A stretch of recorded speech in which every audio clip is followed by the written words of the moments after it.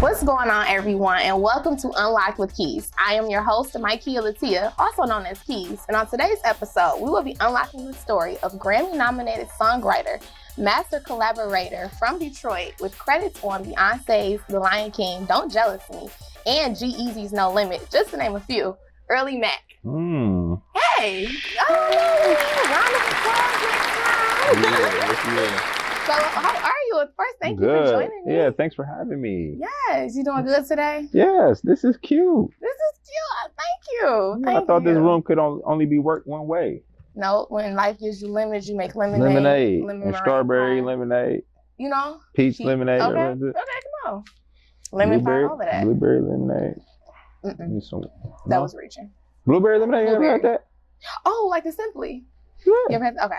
Yeah. You need some water after though, because it's in your teeth. A little potent. So let's just jump right into it. So tell me, aside from your music, who is Earlly Mac and how do you identify with society? It's really simple. I don't really contrary to popular belief and what I may do at times, I don't like to talk. So I'm really like an impact guy, right?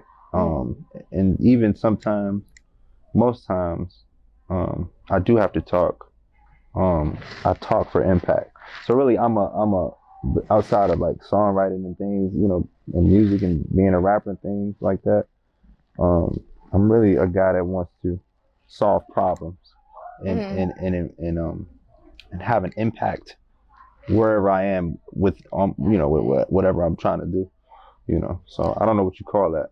I refer to myself as an engineer sometimes because I look at like everything is like almost a problem, you know, and I'm a man that has solutions, you know.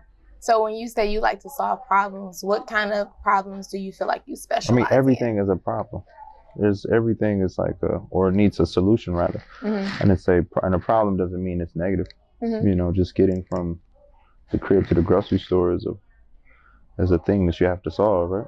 So what makes the most efficient way? So I'm trying to. It's like I've been peeling back the layers of myself, and that's what I like to do.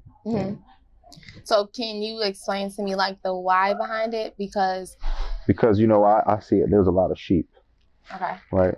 The world is like full of sheep, and there's not many shepherds. You know, and I'm just opting to be a shepherd. I'm opting to lead and look for solutions because there's a lot of people that are lost. You know, I've been lost before. People in my family has been lost. Obviously, I mean, so many lost people. So much space to be a man who leads and directs. You know, so I'm just opting for that because it's wide open right now. I like that. I do. Thank you. You hear a lot of that. I feel like within our community with men being lost and like needing some sort of guidance. Yeah. So when you say you were once lost, how did you even recognize that you were lost? I don't know, just had a gut feeling that it was more, you know, or just you would just look at how people from the suburb lived compared to how people in the urban neighborhoods lived, and just tried to, you know, you did your own little, you know, research and see why is that. And then, you know, the answers came in after that, after I started asking those questions. So how would you describe like your mental capacity at the time of you realizing you were lost? I was thinking, I'm a Gemini, so I was thinking how everybody in my neighborhood, how everybody in my neighborhood was thinking. My brain would switch to how someone not from here could be thinking and how they could be looking at the situation. And then the questions, I start to ask myself questions, my dad questions, and I started getting answers. That's a short answer, you know. So when did you see yourself at this peak of, okay, I mean, we can't really all say we got it figured out, but when you say you felt in your spirit, the age was like 22. Okay. So what happened at 22? When I was 22, I became what they call woke now, right? And I'm not a tattoo guy, but to commemorate that or to remind myself, or like kind of like a badge of honor, like really becoming a man. They say you become a man at 18 or whatever, but I became a man, I would say, at 22. You know, so I got a tattoo on my elbow of the all-seeing eye to really just commemorate. I knew, and no one had to tell me, but I knew in my gut that I had arrived at my base. I had zeroed out, and I was ready for the world for real. You know, zeroing out meaning I got rid of all the trash. You know, or the chore, yeah. You know what I mean? The trash thoughts, the thoughts that weren't mine. Right. And I could start my journey at 22. So throughout your, you know, like you said, they say at 18, that's when you become a man. So what kind of transpired from 18 to 22 that kind of made you reach that peak? It wasn't 18 to 22. It was more like 6 to 22. You know, it was all of that time, you know. That, you know, I just took to expand the spirit and the mind, understand the spirit, and to expand the mind, and the physical follow. So that's why I look good. You said you look good? Yeah. Because the setup is cute. You looking cute? It's about whichever one you want. Yeah. Yeah, I'm bad. You used the word cute earlier, so I just figured that's your I'm word. bad, whatever you want to. Oh, you bad. Yeah, You bad. silly. Undoubtedly. Right? Yeah. Yeah. Whatever word you want to use for it. Yeah. Yeah, but no, in all seriousness. Yeah, but, you know, yeah, that's how it happened for me. It was from like 0 to 22 years old. To where I was ready for the things that were to come. You know. So throughout this journey, like, what would you say are some like key elements that really attributed to the man that you are today? Not to get too deep and scary into it, but I had to debug or deprogram apocryphal beliefs. Right. Explain. Okay. Something. The word apocryphal means something that's widely known, but that is false. Right. So I had to challenge those traditional thoughts, creeds, ways of living, ways of thinking. I had to question them, even though some of them may even seem sacrilegious. You know, even though some of these questioning these things seemed disobedient. You know, I had to say the prayer that I need to say, and jump into the darkness meaning the unknown, not evil, but just the unknown, and see what's over there, because I had just had this gut feeling that it was something more. Can you tell me, if you mind sharing, what some of those things were that you felt that had to be obedient to? I just want to understand. I'll give you one. I don't want to get too deep into it because it's emotional for some, and it's, you know, it's just like the Matrix. You ever seen the Matrix? When I was younger, and you are like literally the fourth or fifth person as I'm older to tell me again, I need to watch it. And the reason I want to ask you that is because ultimately we are here to inspire and to bring healing to those who are watching that may share, you know, a very similar walk as you have. So if you would like to share those things that you had to do in order to get where you are. Well, the people, for the people who've seen the Matrix, and when you go see the Matrix, Neo had an option from Morpheus to take the blue pill, which was to go back to sleep, go back into the life that we see now, or take the red pill and to go down into, you know, a third dimensional way of living, you know,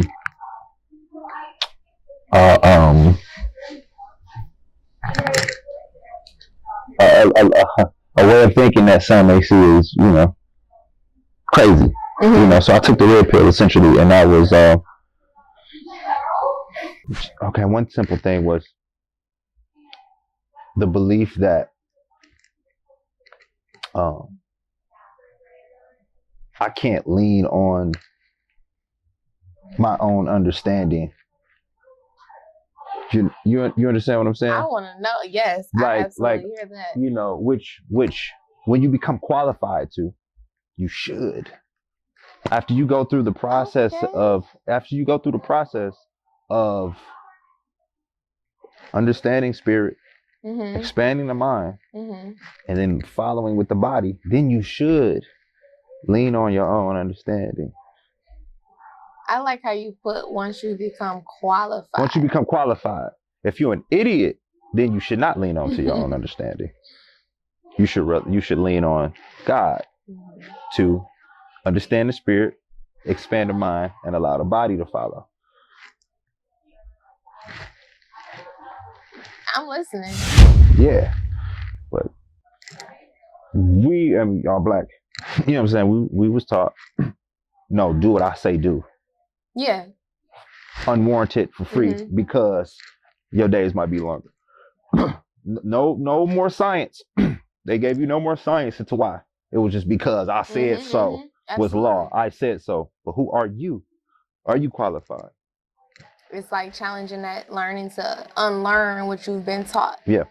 And that is so powerful. There's actually 2 books that I've read, The 4 Agreements, and there's another book, it's called Unlearn, and it's a longer title, but basically though, it teaches us the same things, because ultimately when you think about it, just being very brief about it, is when our parents teach us things, when society teaches us things, it's because of what they've been taught and what they know to work best for them.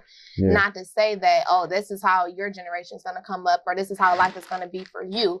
But, you know, and then it's kind of like, it's just funny you say this, because I just think about how like our parents view things, because my parents are, you know, they're older, so they have this strong like, oh, you know, this is how I brought up, so this is what it's gonna be like, and you know, ain't nothing gonna change from my time to your time, right? And they're just stuck on that. But then it's just like me as a child, and you know, one day when I have children, I don't want to I want to instill enough about, you know, my journey, but I don't want to overtake their journey. You know what I'm saying? Cannot do that.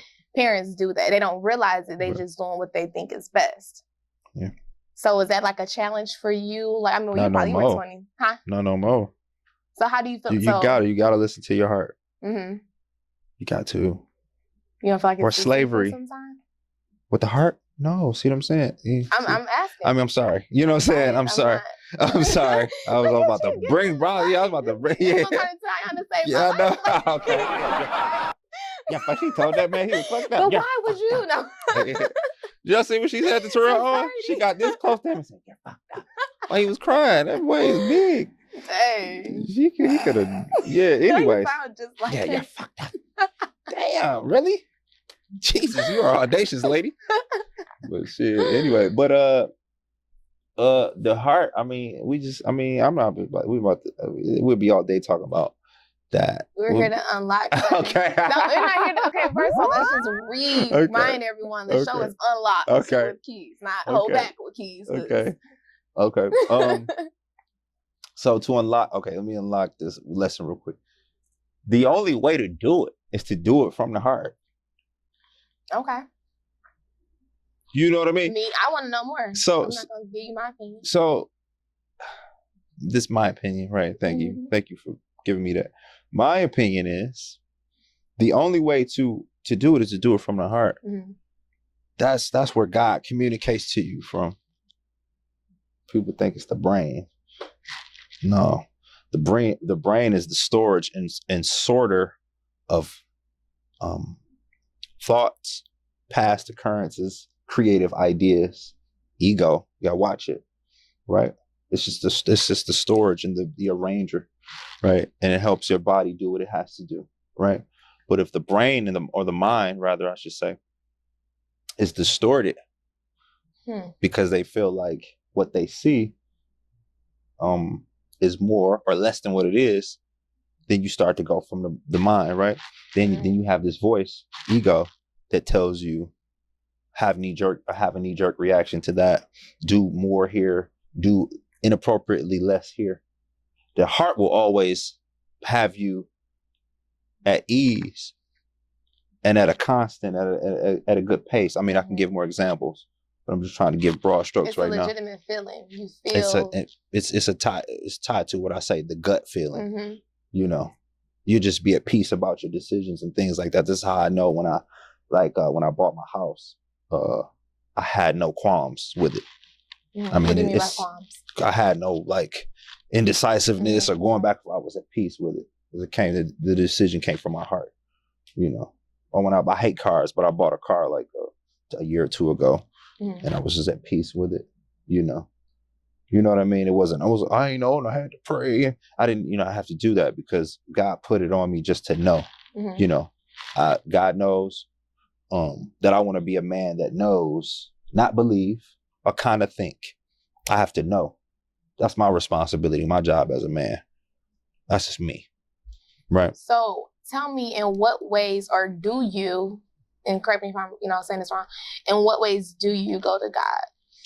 Or for what reason? Well, so to bring it full circle to the point from 0 to 22, I was telling you about, they already said that God has not given us a spirit of fear, but of power and a sound mind.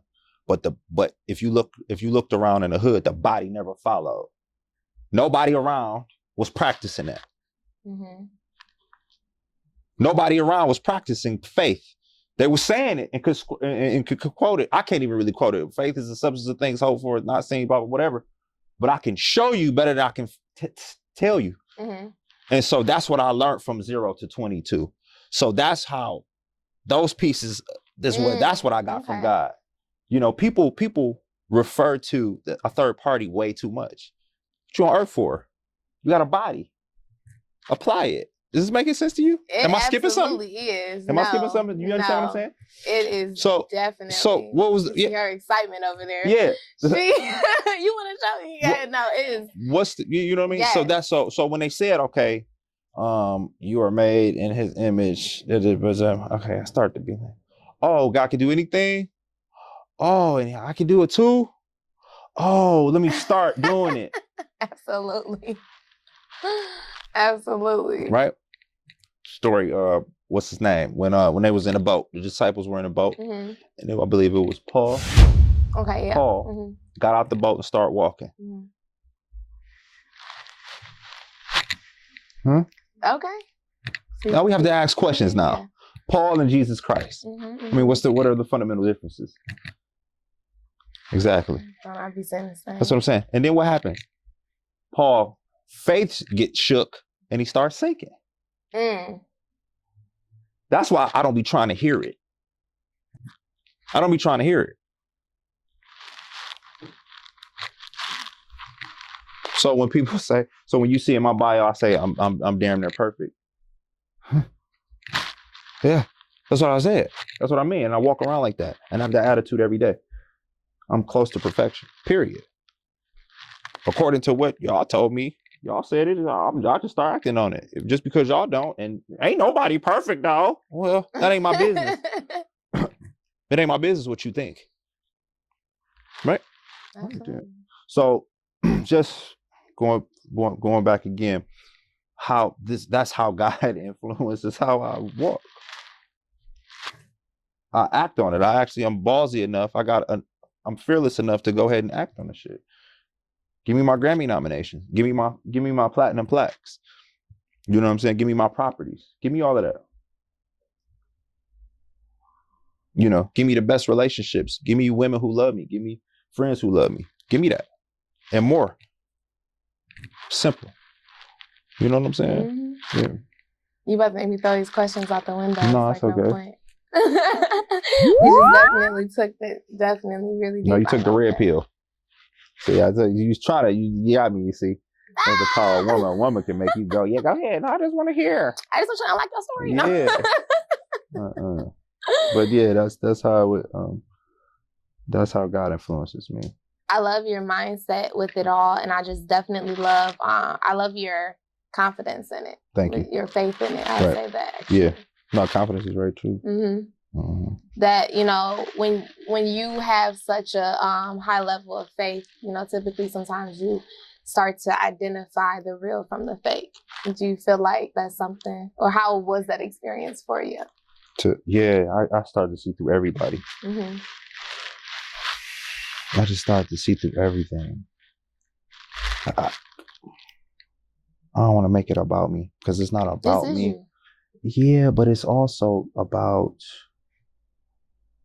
it's like, if everybody my dad told me about this. He said, if everybody wake up in the morning and go to work and leave your gold, your kilo on your nightstand, that's your fault. Mm-hmm. You go to work and you trade your hours for $15 an hour, $20, $30, even $50 an hour, and you leave your 1 kilo. What's a kilo of gold right now? Like, I don't know, like 30,000 or something. You leave it on a nightstand. That's your fault. I just don't want to leave mine. I just get up every morning with mine. I take mine with me. You understand what I'm saying? A little bit, yeah. So, what was the question again? I'm about to get to it. Yeah, the question was you identifying the real from the fake. But... Yeah, so with that, I don't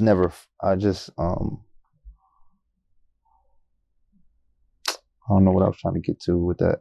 I don't forget to walk in my blessing. Well, here it is. And my anointing, rather, I should say. And other people do. And I'll just be saying it. I'll be just showing them like,